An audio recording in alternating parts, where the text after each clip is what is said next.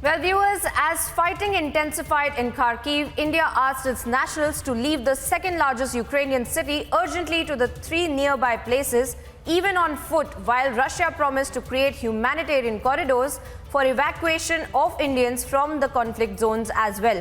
Remember, this comes in the backdrop of the Operation Ganga that is already underway from the Indian government, where they are repeated efforts to evacuate all of the Indian nationals from several pockets of Ukraine, specifically in Kyiv and Kharkiv and several other areas as well, where the Russian troops, in fact, have been relentlessly carrying out the shelling, where we now see that Russia has also cooperated and are trying to create humanitarian corridors for a safe and early evacuation of the Indian nationals.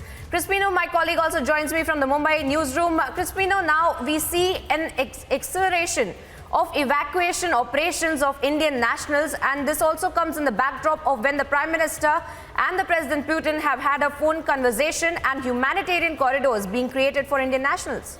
Absolutely, it's a very crucial time for India right now as we speak, because Russia has said that it too has promised, in fact, a corridor for evacuation of Indian citizens. And the latest advisory by the Indian embassy in Ukraine at this point of time is to walk on foot away from the conflict zone. And we have a tweet here by the embassy here. Russian armed forces are ready to take all necessary measures for the safe evacuation of the Indian citizens and send them home from the Russian territory with its own military transport planes or Indian planes, as the Indian side proposed to do. This is the Russian embassy in India. A message here going out to the Indians who have been stranded in Ukraine at this point of time. The promise, as I said earlier, being made by Russia to India after Prime Minister Modi intervened and had spoken to his counterpart in Russia. The tweet here going on to say that the Russian armed forces are ready to take necessary measures for safe evacuation of Indian citizens